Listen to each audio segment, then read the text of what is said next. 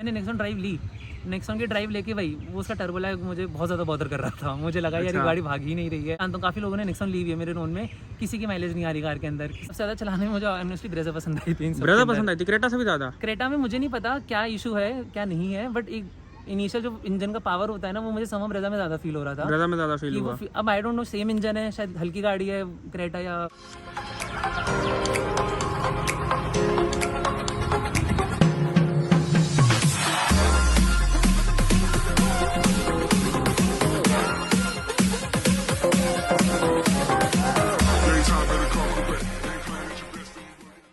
तो दोस्तों स्वागत है आपका मेरे चैनल दक्ष अग्निहोत्री पे। मेरा नाम है दक्ष और आज मैं रखूंगा अपना पक्ष। तो दोस्तों आज आपके लिए लेकर आए हैं एक ब्रांड न्यू गाड़ी का ओनरशिप रिव्यू। इतनी भी ब्रांड न्यू नहीं है कि शोरूम से निकालते ले आए, 2 महीने इस गाड़ी को हो चुके हैं। मैं कौन सी गाड़ी की बात कर रहा हूँ? ब्रेजा। एंड ये कोई ऐसी वैसी ब्रेजा नहीं है, ब्रेजा तो आपने बहुत देखी होंगी, लेकिन ये है दोस्तों ऑटोमेटिक ब्रेजा, यानी कि टॉर्क कन्वर्टर वाली। अब दोस्तों मारुति का क्या रहता है ना, मारुति की जितनी भी गाड़ियां बिकती हैं, चाहे वो किसी भी सेगमेंट की हो, मोस्टली लोग जो है मैनुअल लेना प्रेफर करते हैं। मैनुअल ही बिकती है मारुति की। एंड यही रीजन है कि इन्होंने अपनी नीचे वाली सेगमेंट में जो है सीवीटी हटा के, पहले सीवीटी आता था, सीवीटी हटा के एएमटी डाल दिया, बिकॉज मैनुअल ज़्यादा लोग लेते हैं, ऑटोमेटिक कम लेते हैं। तो ब्रेजा ऑटोमेटिक का ओनर का कैसा एक्सपीरियंस रहा, क्यों इन्होंने ये गाड़ी ली, कितने की गाड़ी ली, क्या कौन सा वेरिएंट है, कौन कौन सी गाड़ियां ये देख रहे थे, कौन कौन सी गाड़ियां छोड़कर इन्होंने ये गाड़ियां ली, सारी बातें वीडियो में करेंगे ओनर के साथ। तो बिना किसी देरी के आपको सबसे पहले जो इस गाड़ी के ओनर से मैं इंट्रोड्यूस करवा देता हूँ। तो सर हेलो, बहुत बहुत स्वागत है आपका हमारे चैनल पे। Thank you, And- glad to be on your channel. Sir सबसे पहले तो बहुत ही सुंदर लग रही है गाड़ी व्हाइट कलर में। इसमें वैसे अगर हम शुरू करें तो ये कौन सा वेरिएंट है, अगर आप व्यूअर्स को बताएं तो? ये वेरिएंट है ZXi प्लस ब्रेजा का। कितने की पड़ी है? ZXi plus top end variant है ऑटोमेटिक में, कितने की पड़ी है, कितना रोकड़ा खर्च करा है? इसका आया 16 लाख अप्रोक्सीमेटली, एसेसरीज में लाके 6000 एक्स्ट्रा और हो गए थे। मतलब 16 प्लस की पड़ी है ये गाड़ी। 16 प्लस की है। ये तो काफी मतलब ब्रेजा के हिसाब से काफी महंगी है। तो कौन कौन सी, आपका बजट कितना था? आप सबसे पहले ये बताइए व्यूअर्स को। स्टार्ट तो मैंने बजट करा था रफली की 11 साढ़े 11 तक आ जाए कार स्टार्टिंग में, क्योंकि उससे पहले मुझे कार नॉलेज भी नहीं थी, zero car knowledge. But eventually धीरे धीरे कार्स पता चली, नॉलेज ली और चीज़ों की, कि अब लग रहा है ये फीचर भी चाहिए, ये फीचर भी चाहिए, करते करते बजट बढ़ तो गया। बजट इवेंचुअली इंप्रूव बढ़ता चला गया आगे, फिर फाइनली यहाँ पे सेटल हुआ। तो जब 11 लाख का बजट दिमाग में था तो कौन सी गाड़ी पहली पसंद थी आपकी कि ये लेनी है? फर्स्ट जो पता था, एक्चुअली मुझे कार नॉलेज जीरो थी, कार नॉलेज मुझे बिल्कुल नहीं थी। लेकिन देखने में तो एक होता होगा कि यार ये गाड़ी सुंदर है, ये लेनी है। तो सबसे पहले मेरे दिमाग में एक ब्रेजा थी, एक नेक्सॉन थी। नेक्सॉन सबसे ज़्यादा थी, उससे ज़्यादा कार्स के बारे में मुझे नॉलेज ही नहीं थी। नेक्सॉन, ब्रेजा, एक सोनेट मुझे पता था आती है मार्केट के अंदर, मतलब इसी सेगमेंट में आप देख रहे थे? इसी सेगमेंट में मैं देख रहा था। एक क्रेटा, एक्चुअली मुझे पता नहीं था कि ब्रेजा क्रेटा अलग सेगमेंट के होते हैं पहले, अच्छा हाँ, नॉलेज ही नहीं थी, वो जीरो थोड़ी नॉलेज अपर थी। सेगमेंट की गाड़ी है इससे। बट ऊपर सेगमेंट की कार है। बट मेरा पॉइंट ऑफ फीडबैक ये भी था कि ब्रेजा बाहर से दिखने में समझ पता नहीं बल्कि लगती है ज़्यादा। तो क्रेटा से भी ज्यादा लगती है आपको? नहीं, क्रेटा ज़्यादा बल्कि लगती है एज कम्पेयर, बट नेक्सॉन से आप कंपेयर कर रहे हो? नेक्सॉन से कंपेयर कर रहा हूँ, तो मुझे कहीं में सिमिलर लगता था कि शायद क्रेटा ब्रेजा एक सेम सेगमेंट की कार है। बाद में पता चला चाहिए सब 4 सेगमेंट है, वो ओवर 4 सेगमेंट है। बट मीनिंग कंपैरिजन मेरे इन्हीं कार्स के अराउंड था। तो जब 11 लाख से 16 लाख पे बजट खींचा तो और कई सारे ऑप्शन खुल जाते हैं गाड़ियों के। इवन 700 स्कॉर्पियो वगैरह के नीचे के वेरिएंट भी आ जाते हैं, क्रेटा के मिड वेरिएंट आ जाते हैं, बहुत सारे बेशुमार ऑप्शंस हैं। तो ब्रेजा पे फिर कैसे मन अटका 5 लाख बजट बढ़ाने के बाद भी? ब्रेजा इसलिए सबसे पहले मैंने आपकी वीडियोस बहुत सारी देखी थी। मेरा 95% रन ही सिटी का है, मेरा हाईवे का रन ही नहीं है। अच्छा, सिटी का ही मोस्टली रन है। मेरा 95% रन सिटी का है, सारी आज में आ रहा है टर्बो इंजन। फिर मुझे था कि चलो टर्बो इंजन कोई नहीं चला लेंगे। मैंने टेस्ट ड्राइव भी ली थी बहुत नेक्सॉन की, तो मैंने कम से कम 4 शोरूम से ली थी, 4 बार टेस्ट ड्राइव ली नेक्सॉन की, क्योंकि मुझे हर बार लग रहा है यार लैग क्यों आ रहा है स्टार्टिंग में, ये गाड़ी भाग क्यों नहीं रही है स्टार्टिंग के अंदर। फिर बाद में रियलाइज हो टर्बो लैग कहते हैं इसको। हाँ, तो आपको ऑटोमेटिक लेनी थी, मैनुअल लेनी थी? मेरा मैनुअल था पहले मूड, मैनुअल ही लेनी है, क्योंकि था कि पापा को भी मैनुअल चलानी आती है, मैं भी चला ही रहा हूँ बहुत टाइम से मैनुअल, तो इतना कोई इशू था नहीं। तो आपको क्रेटा आ जाती है आराम से 16 लाख के बजट पे? तो क्रेटा का मिड वेरिएंट आता है ऑफकोर्स ऑटोमेटिक का, ग्रैंड विटारा का आ रहा था मुझे, डेल्टा मॉडल आ रहा था ऑटोमेटिक 16 का ही आ रहा था वो भी। बट फिर फीचर्स जैसे फॉर एग्जांपल एक 360 कैमरा फीचर है, वो मेरा बहुत रिक्वायर्ड था कि भाई मुझे चाहिए, चला ली एक बार, लगा बहुत इंपॉर्टेंट फीचर है। नेसेसरी कार अगले 15 साल रखने वाले हैं, तो ट्रैफिक बढ़ेगा, सिटी में ही चलनी है। बिल्कुल। फिर एक था 6 एयर बैग्स आ गए इसके अंदर, वो इनके ZXi और लोअर मॉडल्स में नहीं है, वो से टॉप मॉडल में ही आ रहे हैं 6 बिल्कुल, वो तो क्रेटा में भी आते हैं अब। हाँ, क्रेटा में खैर बेस मॉडल से आ रहे हैं। और नेचुरली एस्पिरेटेड इंजन, फिर लगा कि भाई टर्बो इंजन नहीं चाहिए इस पॉइंट नहीं, उसमें भी नेचुरली एस्पिरेटेड आता है क्रेटा में आता है। वही क्रेटा के अंदर क्या था, जैसे एलॉय व्हील्स हैं, या फिर मैं बोलूँगा सनरूफ हो गई, तीसरी चीज़ हो गई उसके अंदर।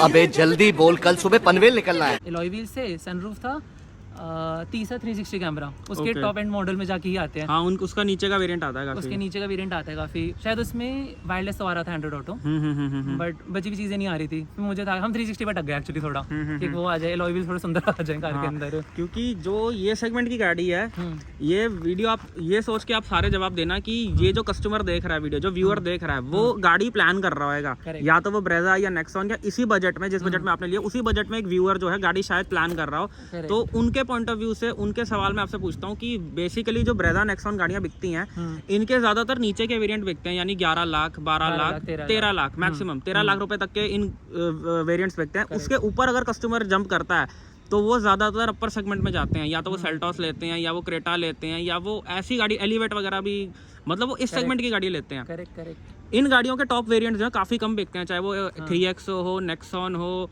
या ब्रेजा हो, काफी कम बिकते हैं। तो आपने और कौन कौन सी गाड़ियां टेस्ट ड्राइव करी थी जब ये ली थी? मैंने नेक्सॉन करी थी टेस्ट ड्राइव, मैंने सोनेट करी थी टेस्ट ड्राइव, और एक मैंने ग्रैंड विटारा चलाई थी, मैंने क्रेटा भी चलाई थी टेस्ट ड्राइव के अंदर, मेन ये चलाई थी वाली गाड़ी, मेन चलाई थी। तो सबसे ज्यादा कौन सी पसंद आई? सबसे ज़्यादा चलाने में मुझे ऑनेस्टली ब्रेजा पसंद आई थी। ब्रेजा पसंद आई थी, क्रेटा से भी ज्यादा? क्रेटा में मुझे नहीं पता क्या इशू है क्या नहीं है, बट एक इनिशियल जो इंजन का पावर होता है ना, वो मुझे समझ ब्रेजा में ज़्यादा फील हो रहा था। ब्रेजा में ज्यादा फील हुआ। अब I don't know, same engine है शायद, हल्की गाड़ी है क्रेटा या उसकी वजह से पावर फिगर ज्यादा है, 1.5 जो उसका 4 सिलेंडर है, लेकिन वो हाँ, लेकिन वो गाड़ी भी कहीं बड़ी है, बल्कि है, एरोडायनामिक्स पूरे अलग हैं उसके। करेक्ट। तो पता नहीं मुझे इसमें पावर ज़्यादा फील हुई है मुझे चला के। ग्रैंड विटारा का मैंने ऑटोमेटिक चलाया था, मैनुअल नहीं चलाया था, जो टेस्ट ड्राइव लिया था उसके अंदर वो मुझे स्लगिश लगा उसका ऑटोमेटिक कंपैरेटिवली ब्रेजा से। ऐसा लगता था वो ज़्यादा सांस लेता है, उसकी सांस ज़्यादा फूल रही है ग्रैंड विटारा का ऑटोमेटिक की, वरना ग्रैंड विटारा में बहुत हाईली देख रहा था, क्योंकि ग्रैंड विटारा का जीटा मॉडल आ रहा था, मुझे 1 लाख और लगाने वो दिखने में थोड़ा ज्यादा कोठी बंगले वाला लगता है एज कम्पेयर टू ब्रेजा। वो ज्यादा थोड़ी एक प्रीमियम कार लगती है एज कम्पेयर टू ये कंपैरेटिवली। तो बट फिर मुझे लगा कि मैं अभी फीचर्स पे स्टिक करता हूँ मैं, क्योंकि ऐसा नहीं है कि मुझे है कि बहुत लंबी कार ले लूँ। ब्रेजा सेगमेंट जो सेगमेंट मेरे हिसाब से ठीक है, इस सेगमेंट से मुझे ऊपर जाने का ज़्यादा मन इसलिए भी नहीं करा कि क्योंकि ऐसा नहीं है, एक्चुअली इसकी आउटर लुक मुझे बहुत सही लगी थी। ओवरऑल लुक से एक बहुत होता है सब्जेक्टिव मैटर, बट तो काफी जो इन्होंने रेंज रोवर की कॉपी मारी है ना, वो ब्रेजा मुझे एक्चुअली लगती है, लुक इसकी बहुत अच्छी लगी थी। फिर मैंने कंपेयर क्रेटा ग्रैंड विटारा, उन सेगमेंट के मिडिल मॉडल्स लेता, वही फीचर्स जो मैंने उनको काउंट करा है वो नहीं आते। फॉर एग्जांपल एक 360 कैमरा हो एंड वो लेनी भी मैनुअल पड़ती है आपको, और वो लेनी भी मैनुअल पड़ती है, ऑटोमेटिक और महंगा वेरिएंट जाता है उनका। अगर आप जैसे आपने बोला कि आप लॉन्ग टर्म के लिए गाड़ी रख रहे हो 10-15 साल, वही तो ऐसे में अगर सिटी में यूज है तो एक ऑटोमेटिक गाड़ी हो तो ज्यादा एक कहीं ना कहीं प्रैक्टिकल चॉइस बन जाती है। तो सर सच बताना, वैल्यू फॉर मनी लगती है ये गाड़ी 16 लाख रुपए में? वैल्यू फॉर मनी तो नहीं बोलूँगा, मुझे महंगी लगती है। तो सर आपने क्यों ली है? बट जो फीचर्स चाहिए थे वो इसमें मुझे मिल पा रहे थे एक्चुअली में, और लुक पसंद आई, ड्राइव में मुझे अच्छी लगी, मतलब जो चीज़ें मैं चाह रहा था वो मुझे मिल रही है इसमें, इस जैसे महंगी लग रही है मुझे। जो चीज़ें चाहिए वो इसी में मिल रही है, और जो सिमिलर चीज़ें मुझे और कार में मिलेंगी और महंगी जाएगी मेरे रेंज से। तो ये है कि मुझे मिल तो इसमें रही है, महंगी जरूर लग रही है, वर्थ में नहीं बोलूँगा। नेक्सॉन का भी टॉप मॉडल काफी सुंदर है, लेकिन वही बात है कि जो आपने बोला कि सिटी में चलानी है, सिटी में चलानी है। मैंने नेक्सॉन ड्राइव ली, नेक्सॉन की ड्राइव लेके वही वो उसका टर्बो लैग मुझे बहुत ज़्यादा बॉदर कर रहा था, मुझे लगा यार ये गाड़ी भाग ही नहीं रही है। फिर मेरी जितने भी लोगों में जानता हूँ, काफ़ी लोगों ने नेक्सॉन ली हुई है मेरे नोन में, किसी की माइलेज नहीं आ रही कार के अंदर। I don't know, online claim तो बहुत सारे लोग करते हैं भाई 17 भी निकल गई 18 भी निकल गई, बट वो किस आइडियल कंडीशन में निकली है, कहाँ निकली, हाईवे पे निकली, क्रूज करते हुए। वही एक बार सर गाड़ी के अंदर चलते हैं, गाड़ी के अंदर चल के बाकी बातें करते हैं, माइलेज वगैरह भी जो बातें कर रहे हैं हम कंटिन्यू करते हैं। तो जब आप गाड़ी ले रहे थे तो आपके दिमाग में सेफ्टी थी? सेफ्टी थी, लेकिन मैं बोलूँगा इनिशियली तो बहुत ज़्यादा थी कि नेक्सॉन ही मेरी कंसिडरेशन के अंदर थी। वो तो काफ़ी सेफ है, बट फिर लगा कि ठीक है, ड्राइव तो मुझे रोज करनी है, गाड़ी ठोकेगी एक बार। मुझे लगा कि मारुति के सेकंड में कौन सी ब्रेजा ही है जो इकलौती 4 स्टार रेटेड थी इनकी पहले, वो भी पता नहीं कौन से भले जमाने में आ रखी थी, बहुत पुराने जमाने में, पता नहीं बेटर हुई है वर्स हुई है, आई डोंट नो क्या हुई है। तो हाँ था वो कंसिडरेशन में मेरी, इसलिए मैं प्रोबेबली बलेनो फ्रॉन्क्स उस साइड नहीं गया। उससे तो कहीं ना कहीं बेटर ही है ब्रेजा। एग्जैक्टली, उनका इसका इंजन भी एंड इसकी बिल्ड क्वालिटी भी जो है कहीं ना कहीं फ्रॉन्क्स बलिनो से ज्यादा बेटर है।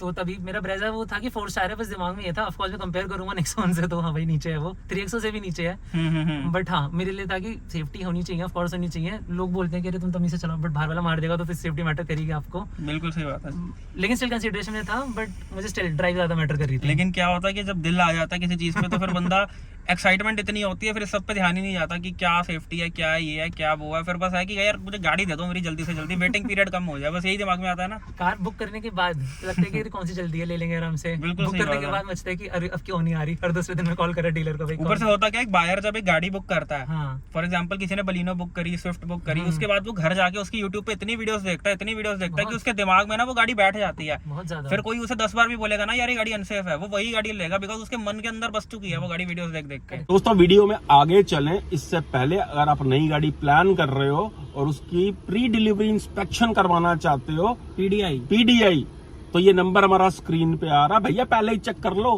कि पेंट ठीक है या नहीं है, कोई एरिया रीपेंटेड तो नहीं है, कि स्क्रैच तो नहीं लगा हुआ, ऊपर से उसी के ऊपर कहीं पीपीएफ ना करा लेना। तो प्री डिलीवरी इंस्पेक्शन के लिए अगर आप बुलाना चाहते हो तो ये स्क्रीन पे हमारा नंबर आ रहा है। दिल्ली एनसीआर में खुद भी हम आके कर देते हैं, ऑल इंडिया हमारी टीम है, ऑल इंडिया सर्विस प्रोवाइड की हुई है हमने। तो चलो अब आगे चलते हैं वीडियो पे। तो सर अभी जैसे माइलेज की बात चल रही थी, तो माइलेज के बारे में बताइए, माइलेज क्या दे रही है, कितनी चलाई है आपने 2 महीने में? ये मेरी चलिए 878 किलोमीटर ओडोमीटर के हिसाब से। 878 किलोमीटर। मेरा रन बहुत कम है, वीकेंड्स पे निकलती है कार। तो क्या माइलेज दी है इसने?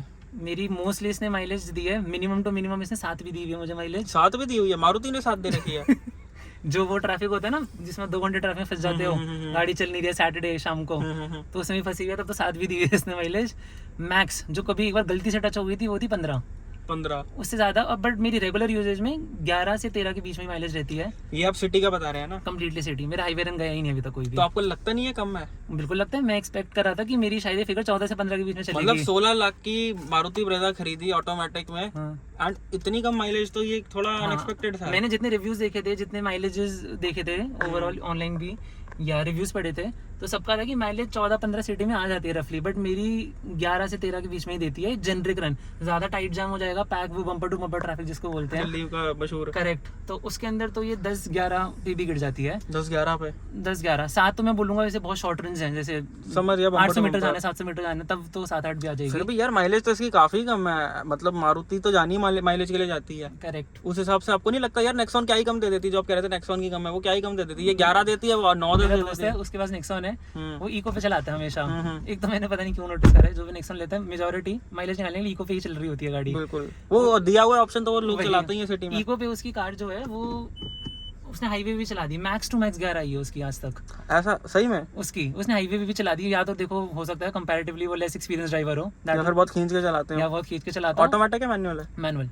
अच्छा, तो उनकी स्टिल कम आ रही थी, तो मैंने कोई नेक्सॉन ओनर यूट्यूब को हटा दूं, रियल में नहीं देखा जिसकी अच्छी माइलेज आ रही हो। सब क्या देखना पड़ रहा है, अच्छा है मैं अंधा हूँ। तो इसलिए माइलेज कम है, agree, but even I think so कि 11 से 13 ही रहेगी। ऑटोमेटिक की वजह से भी कंपनी भी कम ही क्लेम करती है इसकी ऑटोमेटिक की माइलेज। आपकी मंथली रनिंग कितनी है? मेरे ख्याल से 300-400 किलोमीटर ही है आपकी। 400-500 जाएगी मैक्स। तो फिर तो माइलेज आपके लिए इतनी मैटर नहीं करती है। लेकिन जिस मेरे भाई की माइलेज, वो जिस मेरे भाई की रनिंग बहुत ज्यादा है, महीने की 800, 1000, 1500 चलनी है, 1200 चलनी है, क्या उनको आप ब्रेजा की ऑटोमेटिक रिकमेंड करोगे? मैं इस तरीके से रिकमेंड कर सकता हूँ, if they can derive a mileage out of it, क्योंकि आप ब्रेव करोगे इंजन तो मुझे लगता है माइलेज गिरती है, not just in this car but any other car, आपकी माइलेज ड्रॉप होगी if you are revving the engine. 2 RPM के ऊपर चलेगी हमेशा गाड़ी आपकी, तो माइलेज हमेशा गिरेगी। ले सकते हो, क्योंकि आई हैव नोन क्योंकि लोगों को जिन्होंने ऑटोमेटिक में भी अच्छी माइलेज निकाली और हाईवे रेंज जिसका रन ही इतना ज्यादा है, आई गेस वो चलाई हाईवे पे ज्यादा रहे, सिटी में तो इतनी चलेगी नहीं किसी की ज्यादा। हाईवे के लिए आप रिकमेंड करते हो कि अगर हाईवे पे रन है तो ले सकते हो? करेक्ट, बट हाँ ऑफ कोर्स आप बोलोगे डिसअपॉइंटमेंट है माइलेज की, तो मुझे थोड़ी डिसअपॉइंटमेंट है, मतलब माइलेज को आप नेगेटिव बोलोगे? कंपैरेटिवली माइलेज मेरे लिए थोड़ा नेगेटिव है। मैं अभी तो आपकी रनिंग कम है, लेकिन अगर कल को ज्यादा होगी तो आपको बार-बार पेट्रोल डलवाओगे तो चुभेगा कहीं ना कहीं। एग्जैक्टली, बट इवन ऑल्सो ऐसा मुझे नहीं पता ये ट्रू है नहीं, लोग कहते हैं माइलेज सेकंड सर्विस खुल जाएगी, थर्ड सर्विस खुल जाएगी, तो मुझे नहीं लगता वो कभी होती है ट्रू चीज है यार। सेकंड सर्विस तक आप लाख रुपए का तो तेल फूक चुके होगे, 50-60 हजार रुपए का। और क्या नेगेटिव लगता है गाड़ी में? इस प्राइस, अगर सिंपली मैं कार देखूं कि कार है चल रही है उसमें बढ़िया है, बट अगर मैं प्राइस सेगमेंट कंपेयर करूं भाई 16 लाख की गाड़ी अगर, तो उसमें मुझे लगता है 2 चीजें बहुत मस्ट आनी चाहिए थी इस कार के अंदर। One thing is ventilated seats, जो नेक्सॉन दे रहा था इस प्राइस सेगमेंट में। नेक्सॉन में शायद 50,000 और लगाने पड़ते, उसका फ्यूलेस प्लस वाला वेरिएंट आ रहा था, उसमें ऑटोमेटिक वेंटिलेटेड सीट्स आ रही थी। तो मुझे वेंटिलेटेड सीट्स बहुत चुभती हैं कि भाई मुंह पे हवा आ रही है, मैं हमेशा पसीना ही होता हूँ पीछे से। तो I am missing that feature कि वो मस्ट होना ही चाहिए था। XL6 में है जब इस प्राइस के सेगमेंट के अंदर, तो इसमें होना चाहिए था। सेकेंडली मुझे लगता है ट्राई प्रेशर मॉनिटरिंग सिस्टम इसमें नहीं है, जरूर फीचर होना चाहिए था। फीचर के अलावा कुछ नेगेटिव लगता है? फीचर तो पप्पू भैया भी लगा देते हैं आफ्टर मार्केट, फीचर के अलावा कोई नेगेटिव गाड़ी में, जेन्युइन नेगेटिव?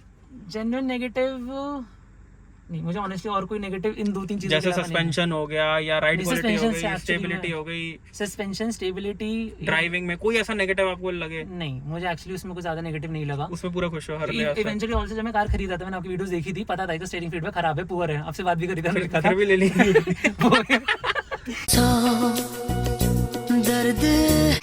वो एक नेगेटिव मेरे दिमाग में था कि हाँ इसका स्टीयरिंग फीडबैक खराब होगा, तो वो ये तो मेरे दिमाग में था, ये मैं ले रहा हूँ गलत चीज। गलत चीज ले रहा हूँ, दिमाग में ये था। वाह। अरे मतलब पता था कि ठीक है स्टीयरिंग फीडबैक, पहले भी मैंने मारुति की रिट्सी चलाई है 10 साल, अच्छा। तो उसका भी कोई बहुत अमेजिंग तो था नहीं।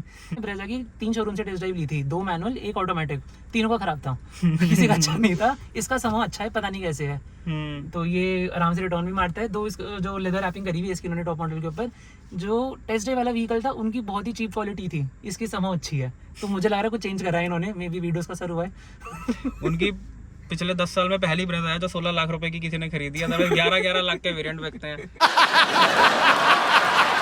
तो उन्होंने पूरी आपको गाड़ी अलग से पीस तैयार करके लिमिटेड एडिशन बना के दी है। स्टीयरिंग तो बदला है पक्का, इसके अंदर तो चेंजेस आए हैं, तो मैं इसलिए थोड़ा खुश हो गया। स्टीयरिंग शोरूम से निकाली ना, मैंने कहा वापस कैसे आ रहा है, मैं तो एक्सपेक्ट नहीं कर रहा था। अच्छा, एक बात बताओ, इसका जो इंटीरियर है आपको नहीं लगता है कि थोड़ा ओल्ड स्कूल सा इंटीरियर है? मतलब जैसे अगर आप मारुति की गाड़ियां देखो तो स्विफ्ट हो गई, बलिनो हो गई, ब्रेजा हो गई, Grand Vitara, Hyryder, Fronx, Tiger, सबके सेम से इंटीरियर ही लगते हैं, लगभग 90% रिजेम्बलेंस खाते हैं। आप बैठ जाओ, पता नहीं चलेगा अंदर से फर्क कौन सी कार के तो अंदर ये है। मतलब आपको थोड़ा ये नहीं लगता कि यार बड़ा बोरिंग सा इंटीरियर है इसका पुराने जमाने का? बिल्कुल है, इसमें सॉफ्ट टच नहीं है, नेक्सॉन सॉफ्ट टच तो नहीं, बट कुछ सिमिलर टू जैसा देता नहीं, है। सॉफ्ट टच की बात नहीं है, चाहे यहाँ पे सॉफ्ट टच भी होता, हाँ। लेकिन जो इसका डिजाइनिंग है, जो सब कुछ है, वो आपको नहीं लगता कि सोनेट हो गई, वेन्यू हो गई, नेक्सॉन वगैरह उनके ज्यादा थोड़े प्रीमियम? सोनेट की बेटर है, नेक्सॉन की मुझे बेस्ट लगती है सेगमेंट के अंदर, वो मतलब सुंदर लगती है, बहुत ही सुंदर लगती है। ये थोड़ा ना मतलब पुराने जमाने का मामला लगता है हिसाब किताब। बिल्कुल लगता है इसके अंदर ये चीज़ है, बट भाई मैंने लेते टाइम वो ये कि फीचर्स वेट डाउन कर रहा था कि अच्छा क्या चीज़ है, मेरे लिए थोड़ा ड्राइविंग ज़्यादा मैटर कर गया कि भाई ड्राइविंग मुझे किसमें ज़्यादा मज़ा आ रहा है, तो बस उसके ऊपर रखा हुआ गाना नहीं है कि फीचर देख के गाड़ी नहीं लेते, इंजन से लेते हैं, कुछ तो है पंजाबी सॉन्ग। खैर वो दूसरा तो इंजन भी 100 bhp का है। हाँ, बट भाई चलाने में मजा आ रहा था मुझे इंजन, बट हाँ इंटीरियर आपका जो पॉइंट है दैट इज ट्रू, ये कम है। मुझे नेक्सॉन का बहुत सुंदर लगा था, पापा जब बैठे, मम्मी जब बैठी, मैं जब बैठा, हम नेक्सॉन से 2 सेकंड में इंप्रेस हो गए, तो बहुत सुंदर कार है वो अंदर से। लेकिन वही बात है, टर्बो इंजन की वजह से नहीं लिया। टर्बो की वजह से नहीं ली ना, वो माइलेज देती मुझे। तो एक बात बताइए कि अगर कोई व्यूअर आज की डेट में ब्रेजा प्लान कर रहा है, उनका 15-16 लाख का बजट है, हाँ, तो आप क्या उनको ये रिकमेंड करोगे? अब आप जवाब ये सोच के देना कि आप मुझे नहीं, आप उन व्यूअर को जवाब दे रहे हो, क्योंकि वही लोग ये वीडियो देख रहे हैं। if someone is purchasing या looking for a car in around a 15-16 lakh segment, तो आई वुड से कि अगर फीचर रिच कार चाहिए तो यही आएगी, क्योंकि किसी और कार में फीचर मांगोगे तो महंगी होती चली जाएगी। जैसे फीचर वाली क्रेटा 22 लाख की आती है। करेक्ट, 22 इनलाइन तो 24 का भी जाता है उसका। वो तो टर्बो इंजन हो गया ना, जो नॉन टर्बो है उसका वो 22 लाख रुपए का आता है। हाँ, तो ओवरऑल खुश हो अपने डिसीजन से? मैं खुश तो बहुत हूँ। कार अगर आज के रेट में आपको 16 लाख रुपए वापस मिल जाए, हाँ, तो क्या आप वापस ब्रेजा लोगे या फिर आप हाथ जोड़ोगे कि भाई साहब शुक्र है पैसा मिल गया, अब मैं कुछ और लूंगा? मैं ब्रेजा लूंगा, इसमें 10,000 का डिस्काउंट भी चल रहा है इस गाड़ी पे। लूंगा मैं ब्रेजा इस बार भी। तो मतलब खुश हो अपने डिसीजन से? I am satisfied with the decision. तो सर बहुत बहुत मुबारक हो Thank you. आपकी ब्रेजा के लिए। आई होप आपका आगे का भी एक्सपीरियंस जो है वो बहुत ही शानदार जाए। जब ये बहुत ज्यादा चल जाएगी तो इसका एक लॉन्ग टर्म ओनरशिप रिव्यू भी हम बिल्कुल बनाएंगे, उसमें माइलेज वगैरह एक बार फिर से बताना व्यूअर्स क्या को। पता पड़ जाए। हाँ, उम्मीद में रहिएगा। तो दोस्तों यही थी आज की वीडियो। आई होप वीडियो आपको बहुत पसंद आई हो। Brezza ZXi plus automatic top end variant का ओनरशिप रिव्यू। अगर आप भी अपनी किसी गाड़ी का ओनरशिप रिव्यू शेयर करना चाहते हैं तो ये नीचे हमारा व्हाट्सअप नंबर बना रहा है, मैं व्हाट्सअप पे कांटेक्ट कर सकते हैं। ज़रूर हम आपका जो है एक्सपीरियंस जो है चैनल पे शेयर किया जाएगा। तो दोस्तों यही थी आज की वीडियो, मिलते हैं नेक्स्ट वीडियो में। Thank you so much. Brezza automatic है, टॉर्क कन्वर्टर बनाते हैं इसका लट्टू। बिल्कुल, सारे इसकी पोले खुल जाएंगी आज।